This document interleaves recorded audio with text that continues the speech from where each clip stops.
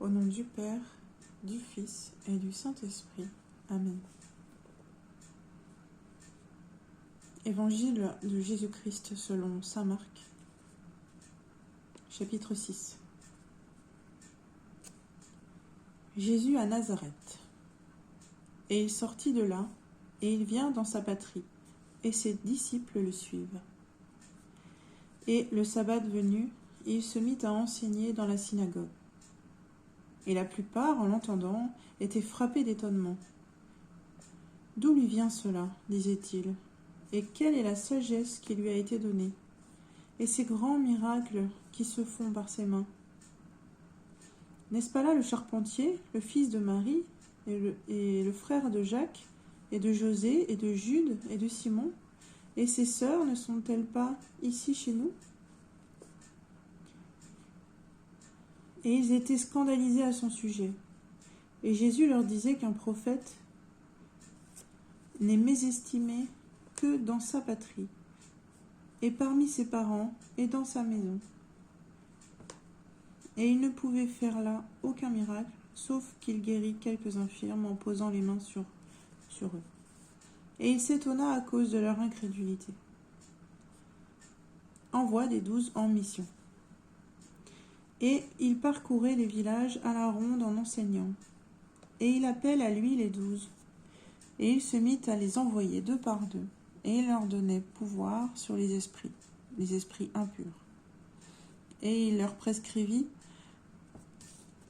de ne rien prendre pour le chemin, excepté un bâton, pas de pain, pas de besace pour la ceinture, pas de menu monnaie, mais chaussés de sandalettes et ne revêtez pas 2 tuniques. Et il leur disait, où que vous entriez dans une maison, demeurez-y jusqu'à ce que vous sortiez de là. Quant à l'endroit qui ne vous accueillerait pas, et où l'on ne vous écouterait pas, en sortant de là, secouez la terre qui est sous vos pieds, en témoignage contre eux. Et étant sortis, ils proclamèrent qu'on se repentit, et ils chassaient beaucoup de démons, et ils oignaient d'huile beaucoup d'infirmes, et les guérissaient.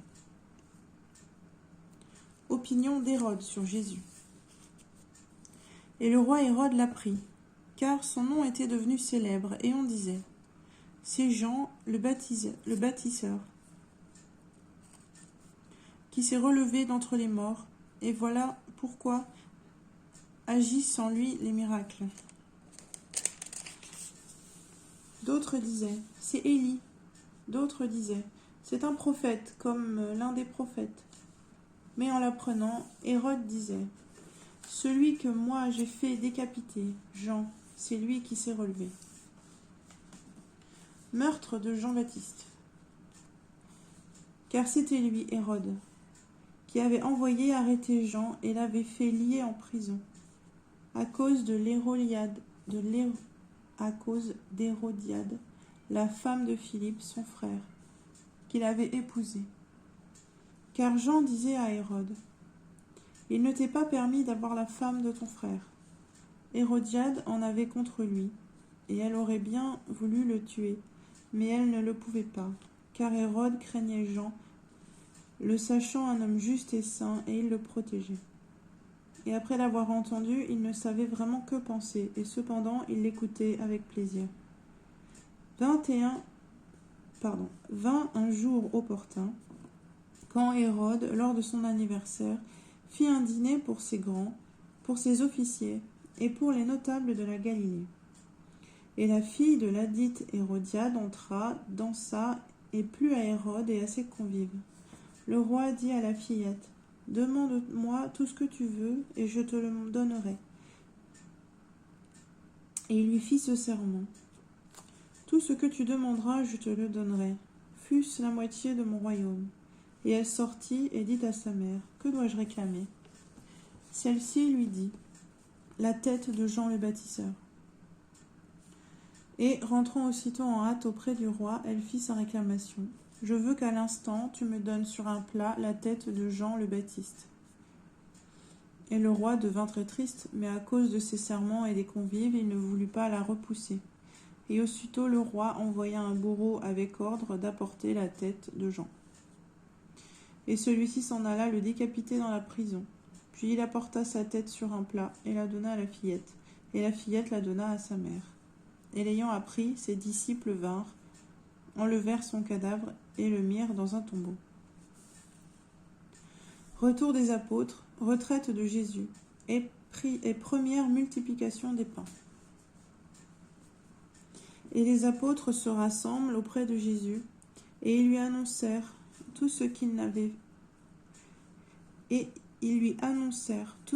avaient fait et tout ce qu'ils avaient enseigné. Et il leur dit: Venez vous autres à l'écart, dans un lieu désert, et reposez-vous un peu. Car les arrivants et les partants étaient nombreux, et on n'avait même pas le temps de manger. Et ils s'en allèrent dans le bateau vers un lieu désert à l'écart. Et on les vit partir. Beaucoup les reconnurent, et à pied de toutes les villes, on y accourut et on les devança. Et en débarquant, il vit une nombreuse foule, et il eut pitié d'eux, parce qu'ils étaient comme des brebis qui n'ont pas de berger, et il se mit à leur enseigner beaucoup de choses. Et comme déjà l'heure se faisait avancer, ses disciples, s'approchant de lui, disaient: Le lieu est désert, et déjà l'heure est avancée. Renvoie-les pour qu'ils s'en aillent dans les hameaux d'alentour et dans les villages s'acheter de quoi manger. Répondant, il leur dit: Donnez-leur vous-même à manger. Et ils lui disent: Nous faudra-t-il aller acheter pour 200 deniers de pain avant de leur donner à manger? Il leur dit: Combien avez-vous de pain? Allez voir. Et s'en étant assurés, ils disent: 5 et 2 poissons. Et il leur commanda de les faire s'allonger tous par tablée sur l'herbe verte. Et ils s'étendirent par carrés de 100 et de 150. Et, ayant pris les 5 pains et les 2 poissons, levait les yeux au ciel, et il dit la bénédiction, et rompit les pains. Et il les donnait aux disciples pour les leur servir, et les 2 poissons, il les partagea entre tous. Et ils mangèrent tous, et furent rassasiés. Et on enleva des morceaux de quoi remplir 12 couffins, ainsi que des poissons. Et ceux qui avaient mangé les pains étaient au nombre de 5000 hommes. Jésus marche sur la terre. Et aussitôt il força ses disciples à monter dans le bateau et à le précéder sur l'autre rive, vers Bethsaïde, pendant que lui-même renvoyait la foule. Et quand il en eut pris congé, il s'en alla dans la montagne pour prier. Et le soir venu, le bateau était au milieu de la mer, et lui, seul à terre. Et les voyants qui se tourmentaient à ramer, car le vent leur était contraire, vers la 4e veille de la nuit,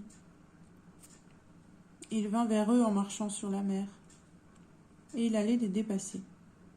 Eux, le voyant marcher sur la mer, pensèrent que c'était un fantôme, et ils poussèrent des cris, car tous l'avaient vu et avaient été troublés. Mais lui aussitôt parla avec eux et leur dit: Courage, c'est moi, soyez sans crainte.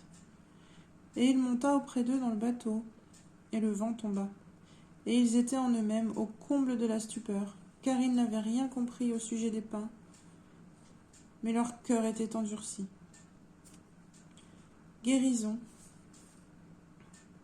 à Génésaret et dans les environs. Et après avoir fait leur traversée, ils touchèrent terre à Génésaret et abordèrent. Et dès qu'ils furent sortis du bateau, aussitôt l'ayant reconnu, des gens parcoururent toute cette région et se mirent à transporter sur leurs grabats ceux qui allaient mal, là où on entendait dire qu'il était. Et partout où il pénétrait dans les villages, dans les villes ou dans les hameaux, on mettait les malades sur les places publiques, et ceux-ci le priaient de leur laisser toucher, ne fût-ce que la frange de son manteau, et tous ceux qui la touchaient étaient sauvés. Controverse sur la tradition des anciens.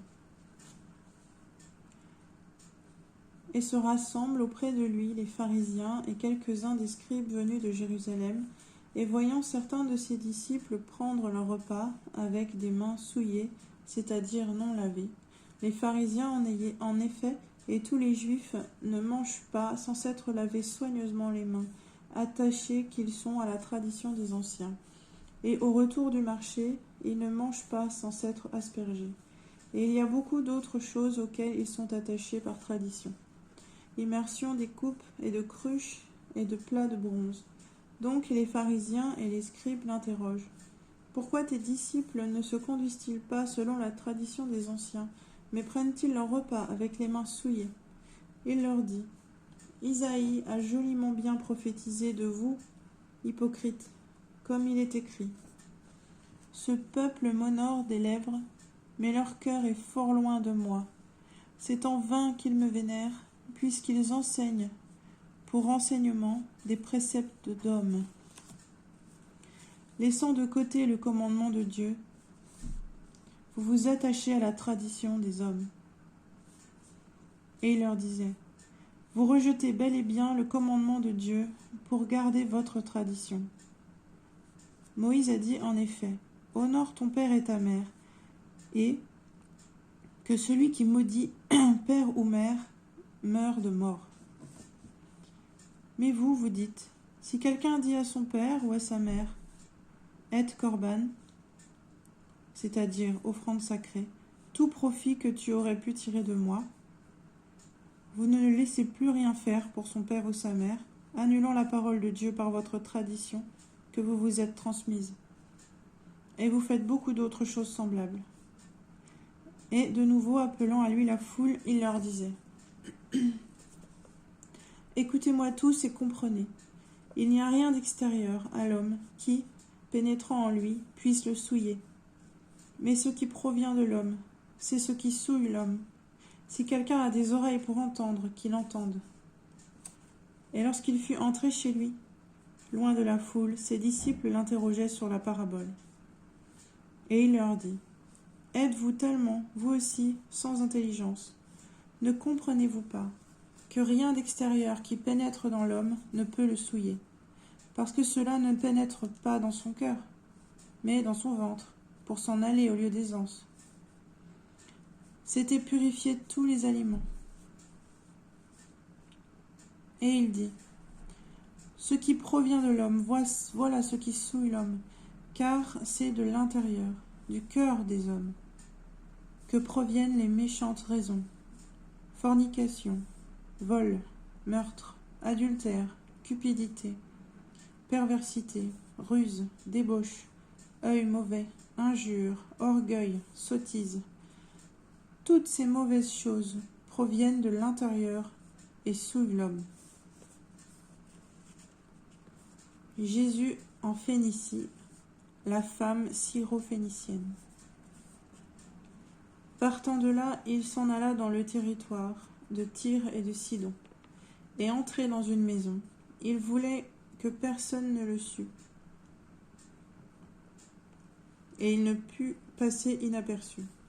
Mais aussitôt qu'elle eut entendu parler de lui, une femme dont la petite fille avait un esprit impur vint et tomba à ses pieds. Cette femme était grecque, sino-phénicienne d'origine, et elle lui demandait de chasser le démon hors de sa fille, et il lui disait « Laisse d'abord se rassasier les enfants, car il n'est pas bien de prendre le pain des enfants et de le jeter aux petits chiens. » Elle répondit et lui dit « Oui, Seigneur, mais les petits chiens, sous la table, mangent des miettes des enfants. » Et il lui dit « Pour cette parole, va. Le démon est sorti hors de ta fille. » Et, s'en allant chez elle, elle trouva l'enfant couché sur le lit, et le démon sortit. En Décapole, guérison d'un sourd bègue.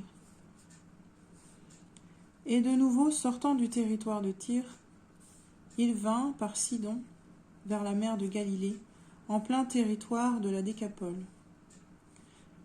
Et on lui conduit un sourd bègue, et on le prie de poser la main sur lui. Et le prenant hors de la foule à l'écart, il lui mit ses doigts dans les oreilles, et crachant, lui toucha la langue. Et levant les yeux au ciel, il poussa un gémissement, et lui dit « Eph Fata », c'est-à-dire ouvre-toi bien. » Et ses oreilles s'ouvrirent, et aussitôt fut dénoué le lien de sa langue, et il parlait correctement. Et Jésus leur enjoignit de ne rien en dire à personne. Mais plus on le leur enjoignait, plus encore eux le proclamaient, et les gens étaient extrêmement frappés. « Il a bien fait toutes choses, disait-il. Il fait entendre les sourds, et parler ceux qui ne parlent pas. » En Décapole, seconde multiplication des pains. En ces jours-là, comme il avait de nouveau une nombreuse foule et qu'on n'avait pas de quoi manger, il appelle à lui les disciples et leur dit : « J'ai pitié de cette foule, parce que voilà déjà 3 jours qu'ils restent près de moi, et ils n'ont pas de quoi manger. Et si je les renvoie chez eux à jeun, ils défailleront en chemin, et certains d'entre eux sont de loin. » Et ses disciples lui répondirent : « Comment pourra-t-on ici les rassasier de pain en plein désert ? » Et il les interrogeait : « Combien avez-vous de pain ? » Ils dirent : « 7. » Et il prescrit à la foule de s'étendre par terre. Et ayant pris les 7 pains, rendu grâce, il les rompit, et il les donnait à ses disciples pour les servir, et ils les servirent à la foule. Ils avaient aussi quelques petits poissons, et les ayant bénis, il les fit aussi servir. Et ils mangèrent et furent rassasiés. Et on enleva les restes des morceaux, 7 corbeilles. Or, ils étaient environ 4000. Et il les renvoya. Dans la région de Dalmanuta, les pharisiens demandent un signe venant du ciel. Et aussitôt, montant dans le bateau avec ses disciples, il vint dans la région de Dalmanuta. Et sortirent les pharisiens, qui se mirent à discuter avec lui, en lui demandant un signe venu du ciel. C'était pour le mettre à l'épreuve. Et poussant en son esprit un profond gémissement, il dit : « Qu'à cette génération a demandé un signe. En vérité, je vous le dis, il ne sera pas donné de signe à cette génération. » Et, les laissant et se rembarquant, il s'en alla sur l'autre rive. Le levain des pharisiens et le levain d'Hérode. Et ils oublièrent de prendre des pains. Et ils n'avaient qu'un pain avec eux dans le bateau. Et il leur faisait cette injonction : « Attention, prenez garde au levain des pharisiens et au levain d'Hérode. » Et ils raisonnaient entre eux sur ce qu'ils n'avaient pas de pain. Et s'en rendant compte, il leur dit : « Pourquoi raisonnez-vous sur ce que vous n'avez pas de pain ? Vous ne saisissez pas encore et ne comprenez pas. Vous avez le cœur endurci. Ayant des yeux, vous ne regardez pas, et ayant des oreilles, vous n'entendez pas. Et vous ne vous rappelez pas, lorsque j'ai rompu les 5 pains pour les 5000, combien de coups fins, pleins de morceaux, vous avez enlevés ? 12, lui disent-ils. Et lors des 7, pour les 4000, combien de corbeilles remplies de morceaux avez-vous enlevés ? 7, disent-ils. Et il leur disait : Vous ne comprenez pas encore. L'aveugle de Bethsaïde. Et ils viennent à Bethsaïde, et on lui conduit un aveugle, et on le prie de le toucher. Et prenant la main de l'aveugle, il l'emmena hors du village, et crachant sur ses yeux, posant les mains sur lui, il l'interrogit : « Est-ce que tu vois quelque chose ? » Et levant les yeux, il disait : « Je vois les hommes.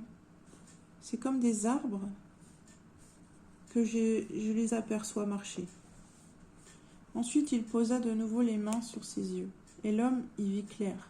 Il fut rétabli, et il percevait tout distinctement. Et il le renvoya chez lui en disant : « N'entre même pas dans le village. » Sur le chemin des villages de Césarée et de Philippe, la profession de foi de Pierre. Et Jésus sortit, ainsi que ses disciples, vers les villages de Césarée et de Philippe. Et en chemin, il interrogeait ses disciples en leur disant : « Au dire des gens, qui suis-je ? » Ils lui dirent : « Jean le Baptiste, pour d'autres, Élie, pour d'autres, que tu es un des prophètes. » Et lui les interrogeait. « Mais pour vous, qui suis-je » Prenant la parole, Pierre lui dit, « C'est toi, le Christ. » Et il leur enjoignit de ne parler de lui à personne. Première annonce de la Passion. Pierre réprimandé. Et il se mit à leur enseigner que le Fils de l'homme devait beaucoup souffrir et être rejeté par les siens, et les grands prêtres et les scribes, et être tué, et 3 jours après ressuscité.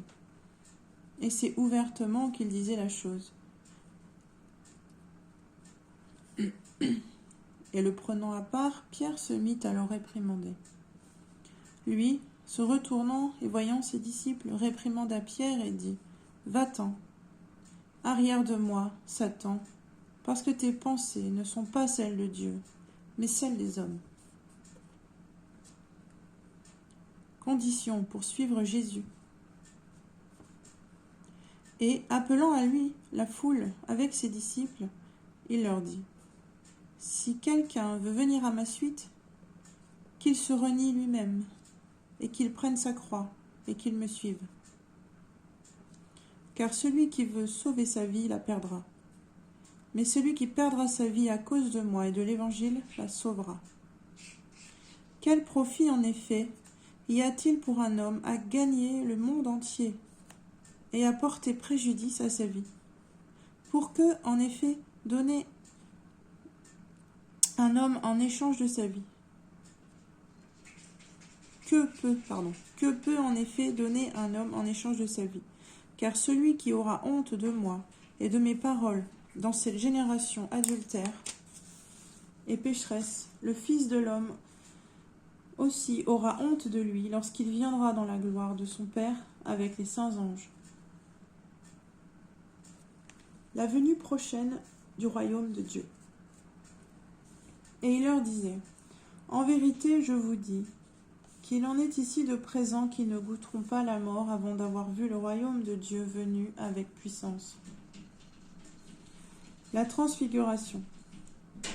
Et 6 jours après, Jésus prend avec lui Pierre et Jacques et Jean et les emmène sur une haute montagne à l'écart, seul. Et il fut transformé devant eux, et ses vêtements devinrent éclatants, d'une blancheur extrême, telle que foulon sur terre ne peut ainsi blanchir. Et Élie leur apparut avec Moïse, et il parlait avec Jésus. Et prenant la parole, Pierre dit à Jésus, « Rabbi, il est bon que nous soyons ici. Faisons donc 3 tentes, une pour toi, et une pour Moïse, et une pour Élie. » Ils ne savaient en effet que dire, car ils étaient effrayés.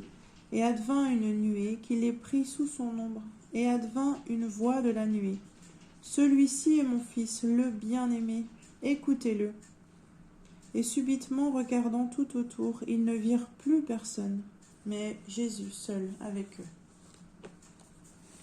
Et tandis qu'ils descendaient de la montagne, il leur enjoignit de ne raconter à personne ce qu'ils avaient vu, sinon lorsque le Fils de l'homme serait ressuscité d'entre les morts. Et ils retinrent cette parole, tout en discutant entre eux sur ce que signifiait ressuscité d'entre les morts. Le retour d'Élie.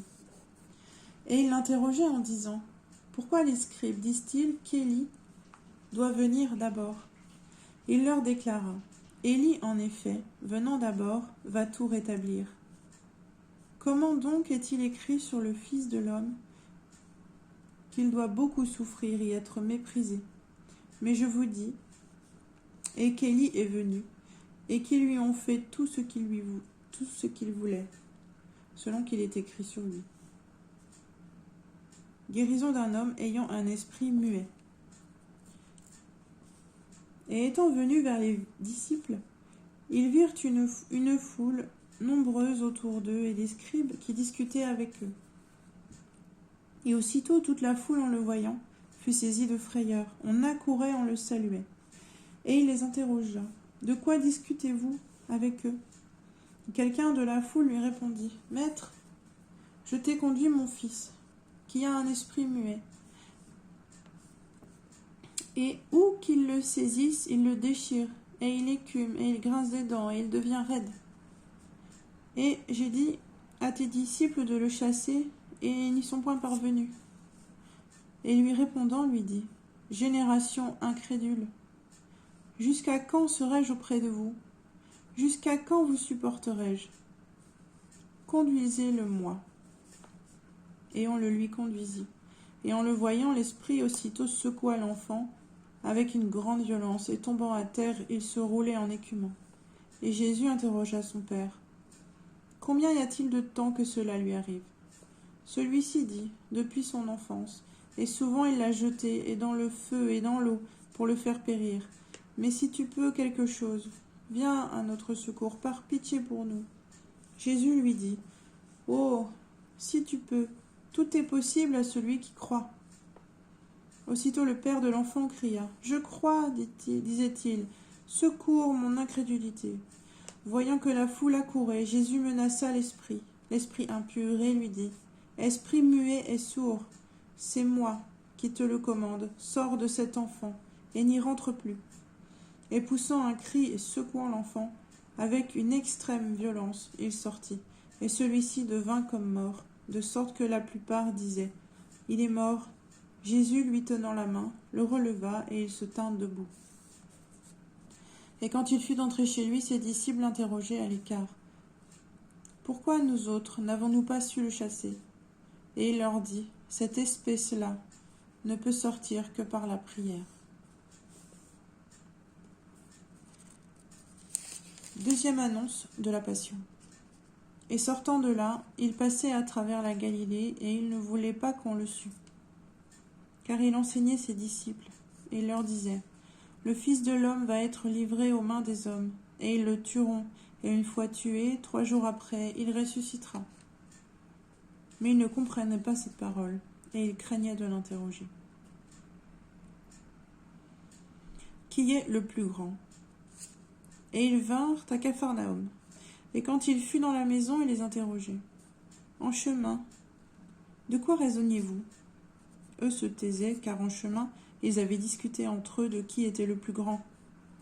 Et s'étant assis, il appela les 12 et leur dit, si quelqu'un veut être le premier, il devra être le dernier de tous, et le serviteur de tous.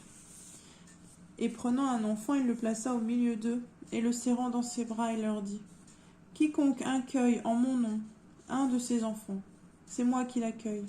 Et quiconque m'accueille, ce n'est pas moi qui l'accueille, mais celui qui m'a envoyé. De l'usage du nom de Jésus. Jean lui déclara, Maître, nous avons vu quelqu'un qui chassait des démons en ton nom, quelqu'un qui ne nous suit pas, et nous voulions l'en empêcher parce qu'il ne nous suivait pas. Jésus dit, ne l'empêchez pas, car il n'y a personne qui fasse un miracle en mon nom et qui puisse sitôt après me maudire. Car qui n'est pas contre nous est pour nous. Charité envers les disciples.